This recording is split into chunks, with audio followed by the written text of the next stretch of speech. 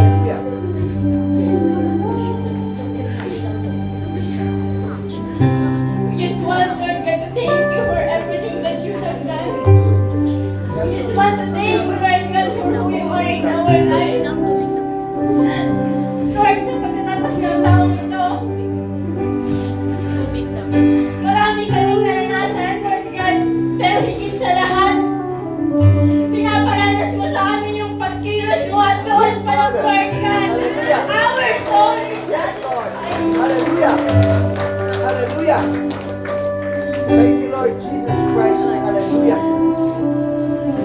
Yes, Lord, we have some burden in our hearts, Lord God, pero salamat. Kasi hindi mo kami pinapabayaan, Panginoon. Thank you for the comfort that you are always giving us. Thank you for reminding us that you are a faithful God at hindi ka nagbabago. Noon, ngayon, at makailanman, Panginoon.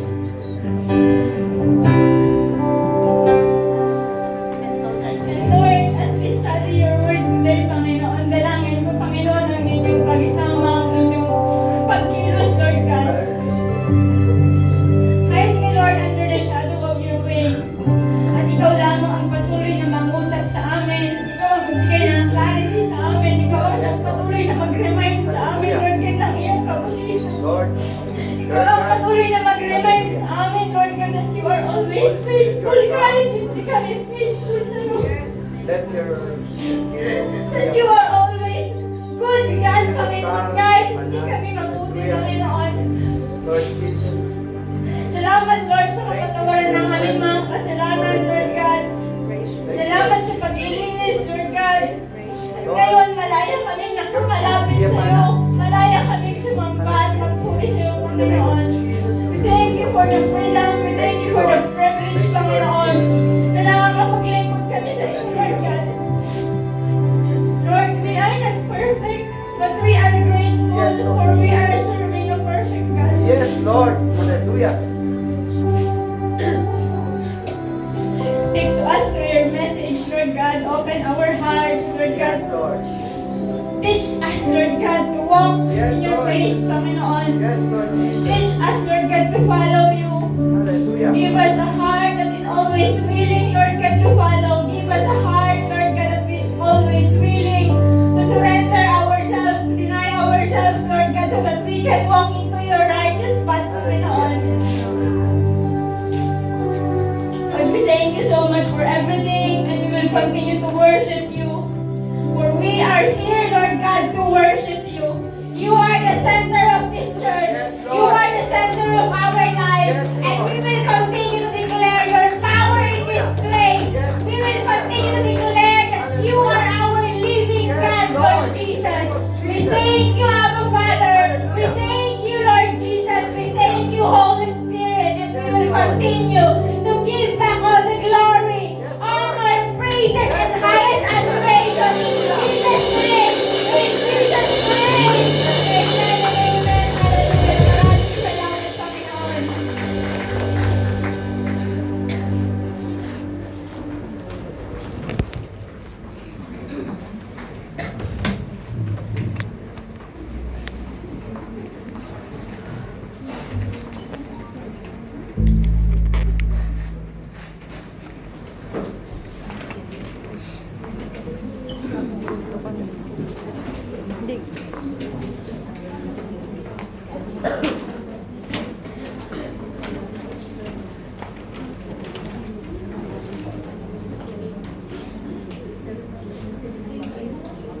Ayan, amen. Praise the Lord. Magandang tanghali po. Magandang hapon. Merry Christmas.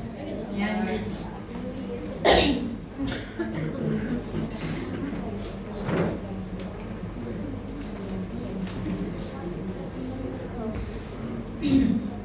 Ayan po. So,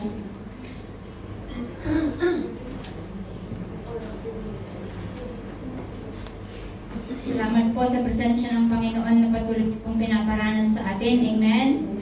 Matatapos po itong taon na to, napuspos ang ating mga puso, amen, ng kanyang presensya at pagkilos. Amen. Ayan. So, our topic for today, yan, Psalms 103, verses 1 to 5. Ayan. Alam ko kapag ganitong mga season, parang nag-iisip ka, nagpre-pray ka, Lord, ano kayang message for the church? Di po ba? Pero madalas po kasi ang mga ano natin kapag ganitong mga season is Thanksgiving. Alam niyo po yun po yung mga madalas na tema kapag ganitong Kapaskuhan at magtatapos po ang taon. Yan. So, ito po ang ating message is Patungkol po ito sa pagpapasalamat natin sa Panginoon at hindi natin paglimot sa Kanya. Amen. Dahil matatapos na naman po ang taon na ito, at patuloy tayong magpapasalamat at patuloy nating aalalahanin ang ginawa ng Diyos sa ating mga buhay. Yes, good and bad happens sa ating mga buhay, which is given po yan, normal yan. Pero, ang isang itatanim mo sa iyong puso is hindi ka pinabayaan ng Diyos. Amen. Patuloy ka niyang iningatan. Patuloy na, alam niyo po yung conviction ng Holy Spirit is nandyan sa puso nating lahat. And as we, sa pagtatapos po natin, yun po yung lagi nating i-remind sa ating sarili, na sisimulan natin yung taon na patuloy natin ipapaalala sa aking sarili ang ginawa ng Diyos sa aking buhay. Amen. Amen. Kasi marami pong makakalimutin at isa na po ako doon. Ayan. Halos makakalimutin po talaga akong tao. Especially yung mga gamit ko, ganyan, makakalimutin po ako. Pero praise the Lord, sabi ko nga, Lord, makalimutan ko na siguro lahat. Pero wag ko lang kalimutan yung pagmamahal mo sa akin. Amen. Wag ko lang makalimutan, Lord God, na ikaw yung Diyos na nagligtas sa akin, kaya ako nandito ngayon. Amen. Yan. Praise the Lord po. So let's dive into our topic for today. Okay. Psalm 103 verses 1 hanggang 5. Bless the Lord, O my soul, and all that is within me. Bless His holy name. Bless the Lord, O my soul, and forget not all His benefits, who forgives all your iniquity, who heals in your diseases, who redeems your life from the pit, who crowns you with steadfast love and mercy, who satisfies you with good so that your youth is renewed like the eagles. Amen. Lord God, maraming salamat po sa inyong mga salita, Lord. Iyo continue, Lord God, na pagpalain ng mga ito at ang aming mga puso na tatanggap, patuloy mong turuan, Lord God, na maging open, Lord God, turuan mo na laging willing, magpatama sa inyo, Panginoon. Lord, we are grateful dahil patuloy mong riniremind ang bawat isa, Panginoon, na lagi namin alalahanin kung sino ka, kung ano yung mga ginawa mo sa aming buhay so that we can continue, Lord God, into this journey of faith. We thank you, Lord. We give you the highest praise and honor in Jesus' name. Amen.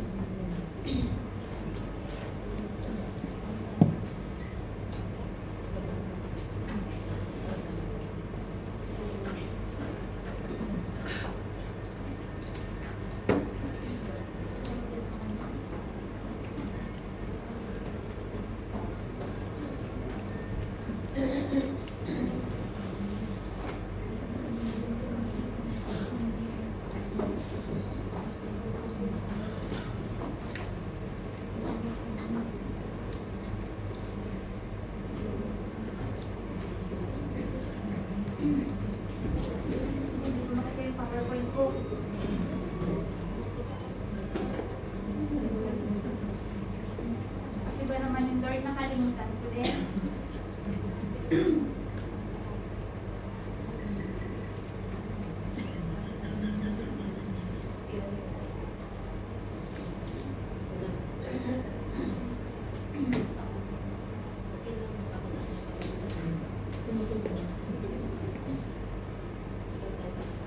Yan, sige po. Introduction po. So this psalm po, ang Psalm 103 mga kapatid, is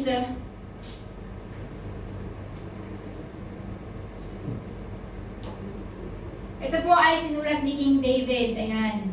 At sinasabi po na ang ang pagsulat ni King David dito is his later years with a greater appreciation for God's pardon after experiencing deep sin and suffering. Ayan. So this is the personal reflection of King David commanding his soul to bless the Lord. Amen? So, dito sinabi niya rin po, what are the reasons bakit ko pupurihin ang Panginoon? Amen? Andito yung pagkakarakterize niya sa Panginoon. We can see in the verse 8 po, nandun nakasulat yung sinabi niya that, ito yung PowerPoint ko, hindi ko mahanap.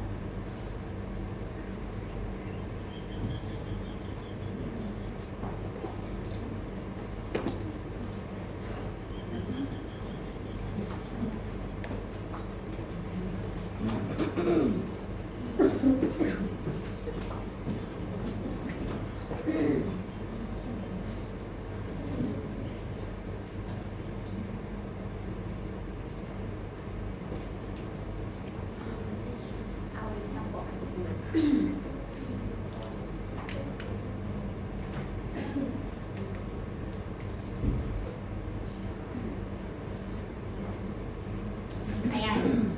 Andun din siya sa next group. Ayan po. So this is a hymn of God's goodness. Ayan. The theme given in verse 8 is based on God's revelation of Himself. Ayan. Who is the Lord in this passage? Ang sabi po doon sa verse 8, God is merciful, God is slow to anger, and abundant in mercy. So David wanted the praise he offered to God, such a good God to be inward, sincere, overflowing from the heart. Ayan. Ang sinasabi dun sa Psalm 33, mga kapatid, rejoice in the Lord, O you righteous, for praise is fitting for the upright. Praise the Lord with the harp, sing to Him with the lyre, an instrument of 10 strings. Sing to Him a new song, play skillfully with a shout for joy. For the word of the Lord is right, and all His works are done in truth. So ano ang purpose, mga kapatid, kung bakit ko to pinipreach sa inyo? Ano ang purpose? Ganon din po kung ano yung purpose ni King David.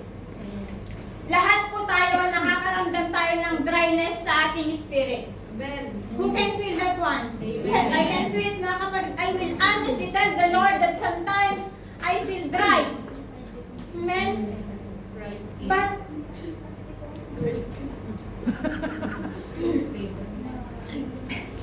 dry po yung ano natin minsan yung ating mga soul. But this word will help us na ma-encourage tayo upang sa ganun yung ating kaluluwa is patuloy na lumakas sa pagpupuri sa Diyos. Binibigyan niya tayo ng maraming dahilan, mga kapatid, na purihin siya. Nagdadry nga talaga po yung lamunan ko. Sorry po.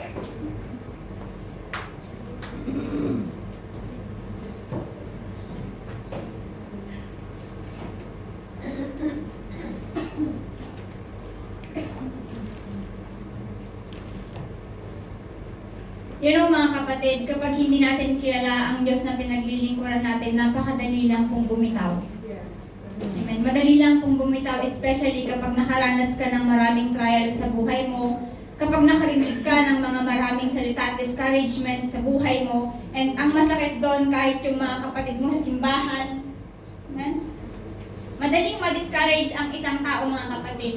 But, when we will look back, when we will study the Word of God, which is our strength, which is our light sa araw-araw, mga kapatid, we will be renewed. We will be reminded that I will not serve the Lord or I will not bless the Lord because of what people will say, but I will bless the Lord because I am created to bless the Lord. Amen. Amen. You and I, we are created to worship, mga kapatid. Amen. Kung alam mo yun sa buhay mo, hindi ka madi-discourage. Yes, discouragement will always come. But the strength of the Lord will be renewed in your life, kapatid. Kapag lagi mong binalikan kung ano yung ginawa niya sa buhay mo. Kapag lagi mong binalikan kung sino si Jesus sa buhay mo. Amen. Dahil siguro yun po yung karamihang nagiging problema ng karamihan. Napakadali po sa kanilang talikuran, napakadali po sa kanilang iwanan ng paglilingkod. I am not saying na kapag wala kang simbahang ito at kapag umalis kang simbahang ito, tinalikuran mo na ang Diyos. Hindi po yun ang ibig kong sabihin. Amen?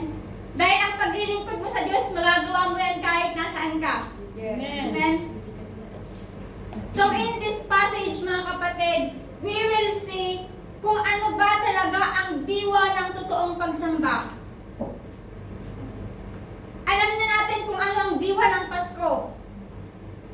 Amen? Napaka-familiar na yan na dapat alam mo kung ano talaga ang diwa ng Pasko sa buhay mo. Ngayon, ang dapat mong alamin, ano ang diwa ng tunay na pagsamba sa Diyos. Amen. Amen?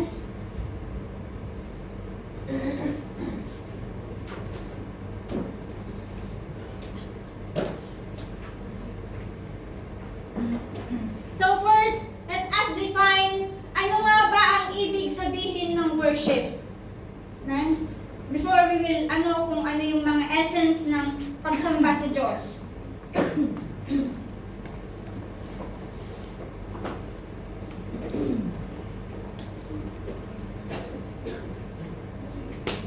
Ayan. So worship, ang ibig po nitong sabihin mga kapatid, it's a devotion to God. Loving, honoring, and obeying someone who deserves our highest regard. Worshiping God meaning acknowledging and celebrating His power and perfection in gratitude. Bakit wala yung dilaw na highlight? Kaya hindi po siya nakikita.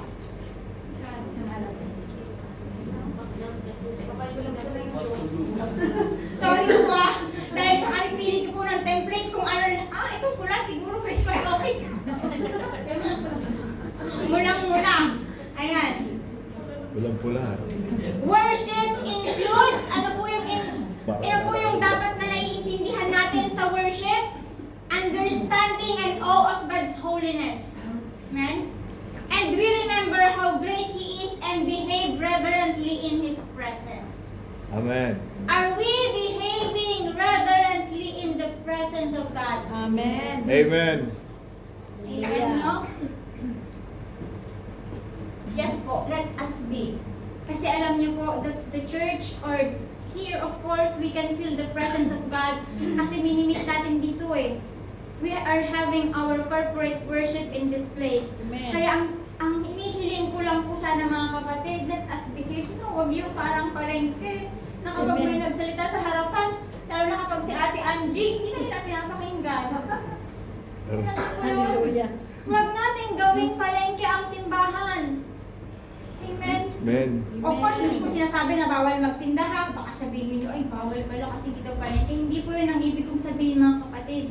We are here to worship our living God. Amen. Amen. At dapat lang na igalang natin yung Diyos na pinaglilingkuran natin. Amen. Na kapag dumating tayo dito, huwag chismis agad kapatid kasi hindi ka nandito para makipag-marites. Hallelujah. Amen. Amen?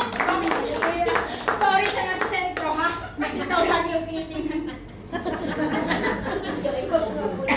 Praise the Lord. Wala po tayo dito sa bahay ng Diyos upang magchismisan. Amen.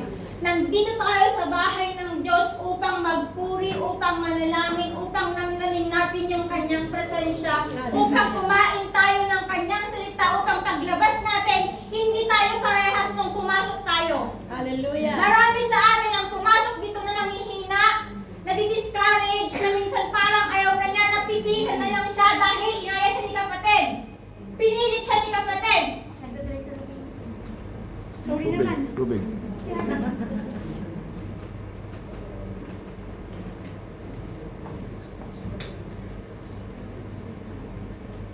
Marami sa atin minsan na napipilitan na lang pumunta ng church. Pero alam niyo po ba, kapag napipilitan tayo, ano kaya ang nararamdaman ng Diyos? Natutuwa kaya siya sa atin? Di po ba hindi? Kung ikaw kaya yung inanyayahan sa isang party, o inanyayahan ako ng December 24, hindi po ako pumunta dahil gusto ko mapag-isa. Ayun, naging dalawa po ako. Ayan.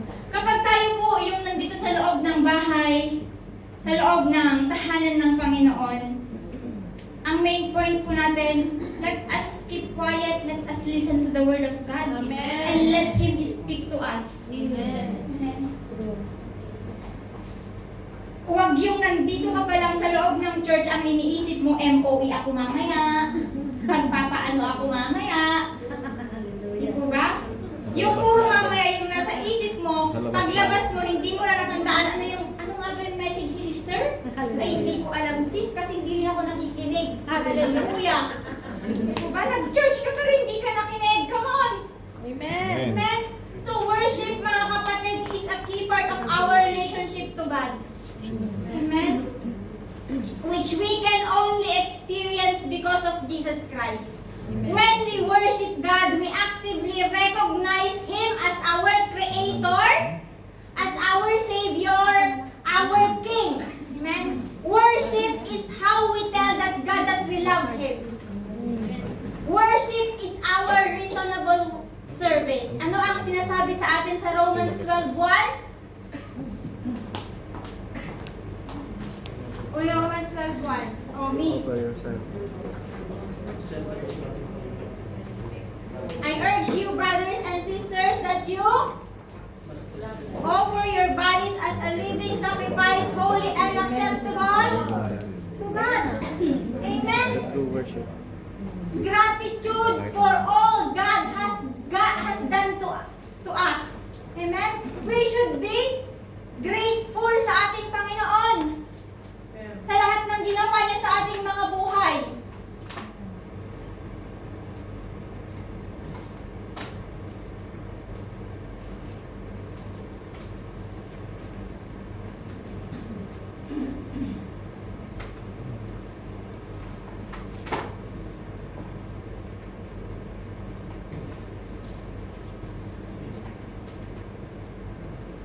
Ayan. So what is the essence of worship in this passage, mga kapatid? Ang una, object of worship. Ang pangalawa po, heart of worship. And ang pangatlo is fuel of worship. Amen? So the object of our worship, of course, alam natin na walang object ang ating pagsamba, kundi ang Diyos. Diyos. Amen? Our worship is given to the triune God who has always existed. The omnipotent, omniscient, and omnipresent Lord of the universe. In worship, we don't elevate ourselves, but we elevate the Lord. Amen. Yan. We don't elevate ourselves sa ating worship, mga kapatid. Ang lahat ng ating mga pagsamba at papuri ay sa Kanya lamang. Amen. Amen. Wala tayo, hindi tayo, kundi siya ang sentro ng ating worship. Amen. Pangalawa po, heart of worship. In Psalm 25, 1-2, ang sabi po dito, to you, O Lord, I will lift up my soul. Oh my God, in you I trust. You can hear David positioning his heart. He does not want to go through the motions. It must be the same for us. So before we lift our voices, before we lift our hands to our living God, let us lift up our souls to Him first. Amen. Amen. Amen. Dahil yung souls natin ang importante, mga kapatid. Naka-align ba talaga ako sa Lord? Amen. I'm so sorry to sabihin to mga kapatid, but merong mga Kristiyano that they keep raising their hands. You know? They keep raising their hands, they keep, marami yung mga pagpuri na lumalabas sa kanilang mga bibig. But their heart is far from the Lord. Which is nakakalungkot pong isipin dahil yung mga tao na unbeliever, yun po yung nakikita nila sa loob ng church. At napupulaan yung iglesia ng Diyos dahil po dito. Alam niyo na kung hindi talaga natin gustong itaas yung ating mga kamay, huwag na lang po natin itaas kaysa gusto mo lang ipakita sa tao. Amen. Huwag tayong maging hypocrites dito dahil magagalit talaga sa atin ang Lord. Kung noon, ano ang sinasabi ng Lord sa mga Pariseyo na hipokrito? Galit siya sa mga hypocrites, and now, ganun pa rin yung nararamdaman ng Diyos. Ayaw niya na malapit yung bibig mo sa Kanya, pero yung puso mo malayo sa Kanya. Amen? Mas mabuti para tahimik na lang tayo Kristiyano dahil alam natin yung dealing natin sa Panginoon. Kaysa yung nakataas yung mga kamay mo, nakaganyan ka, pero alam mo po yun mga kapatid, hindi naman pala totoo yung puso mo, may galit ka sa kapatid mo na hindi mo mailabas-labas. At dun ka sa Facebook nagdadakdak. Tulungan ka nila? Hindi, napulaan ka pa. Dahil pinag-usapan nila yung buhay mo doon sa Facebook, masaya ka. Diba? Aray. Sorry po. Worship is everything that we do, mga kapatid. Hindi lang ito yung pumunta ka dito, nagluhod ka, sumamba ka, umawit ka, hindi lang po iyon ang worship. Amen. Let's always remember that everything that we do na nakakalugod sa Diyos is our worship. Amen. Amen. And this 2026, let's elevate our worship. Amen. Amen. Nag-decide ng tulak sa middle. Let's elevate our worship because we are here to grow. We are here to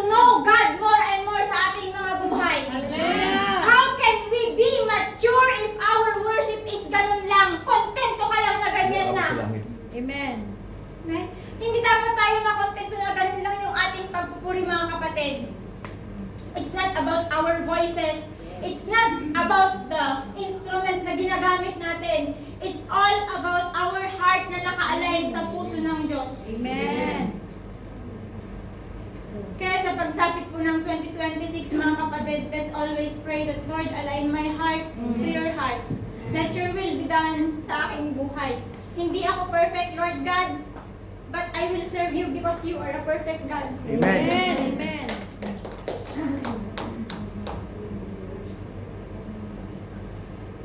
And yung pangatlo, the fuel of worship, which is, dito na natin mapag-aaralan yung chapter na sumusunod dito sa ating topic. Verses 3 to 5 po yon, yung fuel of worship.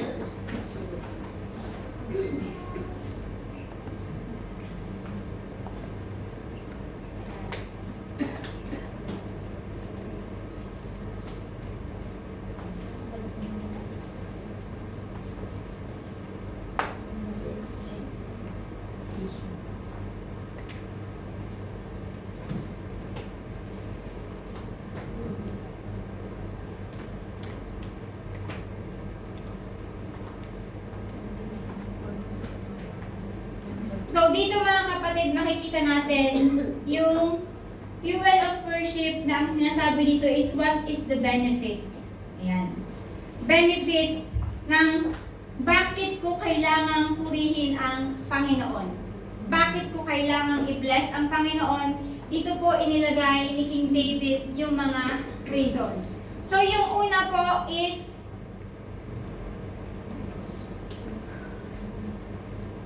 next po please. Ayan. Andito po. Forgiveness of our sins. So these are the benefits mga kapatid, no? Ano yung mga ginawa ng Diyos sa'yo? Bakit mo siya kailangang purihin? Yan. Unang-una, ang sinasabi doon is forgiveness of our sins. Yan.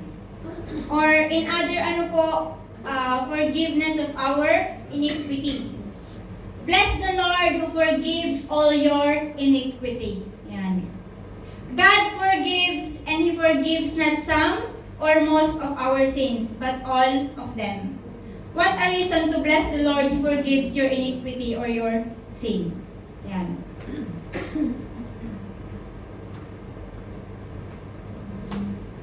Ang sabi po doon sa verse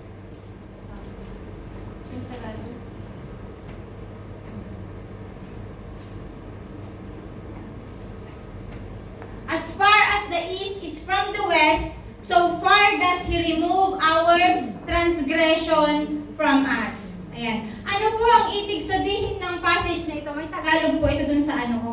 Ayan. Ang sabi niya, kung gaano kalayo ang silangan sa kanluran, ganun din niya inalis sa atin ang ating mga kasalanan.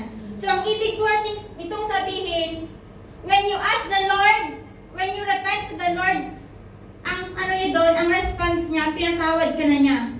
Your sin is gone. It is gone forever. Your sin are forgiven. Amen. Amen. Alam niyo po itong mga kasalanan natin na ito minsan yung nag-hold back sa atin. Kung bakit hindi natin maibigay yung fully na pagsamba sa ating Panginoon. Amen? And I hope that someone will tackle this next year kasi parang, the theme of looking back, yan sa dating ikaw, para hindi ka makamove forward, ganyan. Andun po yung, niya. Pero dito mga kapatid, sinasabi sa atin that your sin is gone. It's gone forever. Pero ang problema sa atin, minsan tayo yung hindi nakakalimot sa mga pagkakasala natin. Amen? Kaya patuloy tayong dinidistract ni Satan kasi alam niya na binabalik-balikan mo kung ano yung dating ikaw, kung ano yung dating mong kasalanan, kaya hindi ka makalakad ng diretso sa Panginoon. Amen? Pinatawad ka na ng Diyos, dapat ikaw din sa sarili mo, patawarin mo na yung sarili mo. Hindi yung namumuhay ka pa rin sa guilt. Amen. Amen? Amen. Huwag kang mamuhay sa guilt, kapatid, kung alam mo na nakapaghingi ka ng kapatawaran sa Diyos. Huwag mong hayaan na yung kasalanan ang naghihindir sa iyo upang maibigay mo yung totoong paglilingkod, yung fulling paglilingkod sa Diyos. Alam natin na ang mga tao hindi yan makakalimot sa kasalanan mo.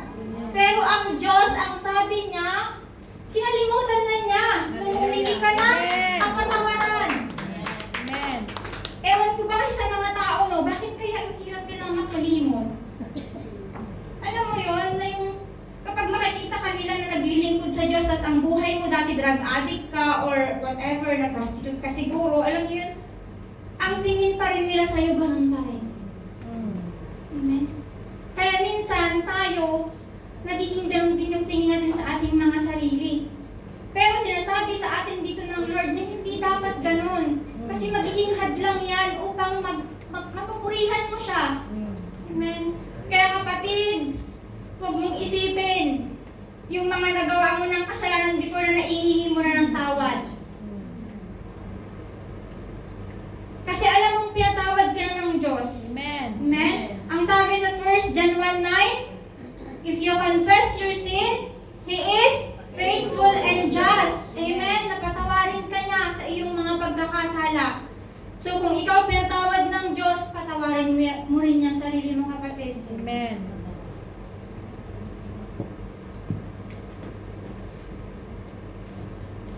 So ano pa po yung pangalawang benefit nito? Yan. Heal our disease. Naniniwala po kayo ang Diyos nagpapagaling. Amen? Amen. Amen. Lahat ng karamdaman, Galing.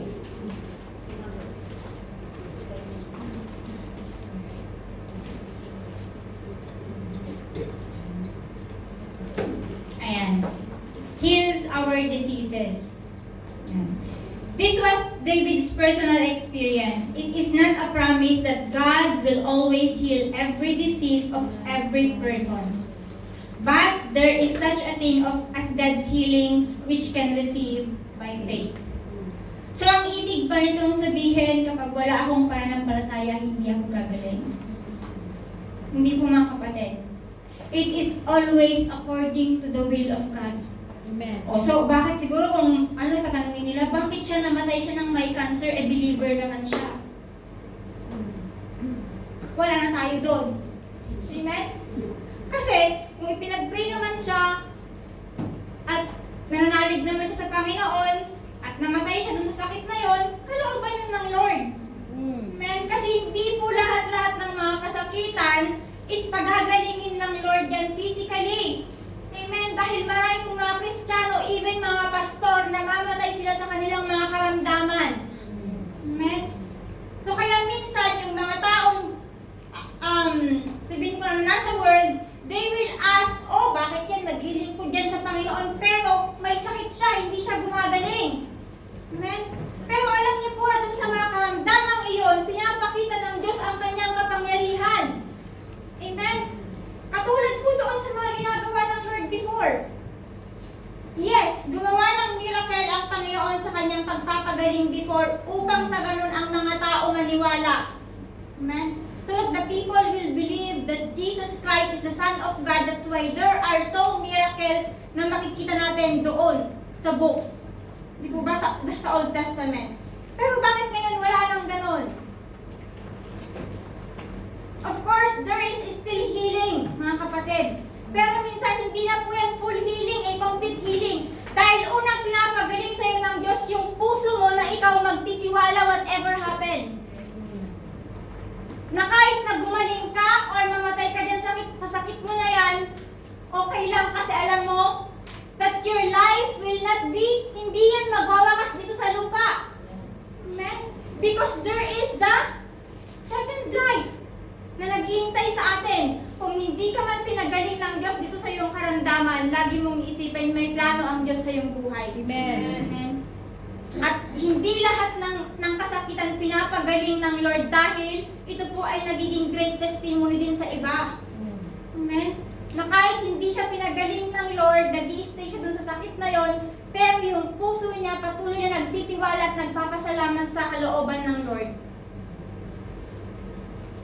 Hindi po laging pisikal ang pagpapagaling ng Panginoon dahil ang inuuna niyang pinapagaling is ang ating mga puso. Amen. Amen. Ang una niyang pinapagaling sa atin is yung ating mga pag-iisip. Hindi ko sinabing may psychological tayo. Hindi ko sinabing may psychology. Bakit